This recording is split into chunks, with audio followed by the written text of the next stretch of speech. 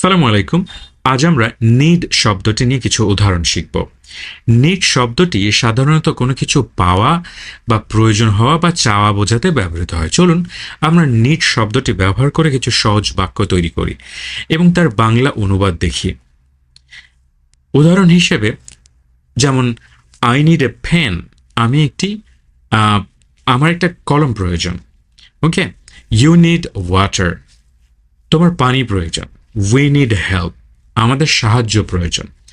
I need to study, আমি পড়তে পছন্দ, মানে আমার পড়া প্রয়োজন। আই ইউ নিড রেস্ট, তোমার বিশ্রাম প্রয়োজন। উই নিড আ ব্রেক, তোমার একটু বিরতি প্রয়োজন। আই নিড আ ন্যাপ, আমরা একটু ঘুমানো প্রয়োজন। ইউ নিড দিস বুক, তোমার এই বইটা প্রয়োজন। উই নিড ফুড, আমাদের খাবার প্রয়োজন। আই নিড ইয়োর সাপোর্ট, আমার তোমার সাহায্য মানে সাপোর্ট বা সমর্থন প্রয়োজন।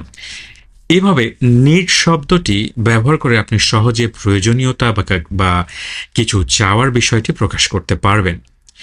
ভিডিওটি যদি ভালো লেগে থাকে আমাদের সাবস্ক্রাইব অথবা ফলো করুন, ভিডিওটি লাইক দিন এবং শেয়ার করে দিন যেন অন্যরাও এই ভিডিওগুলো দেখে উপকৃত হতে পারেন। আসসালামু আলাইকুম।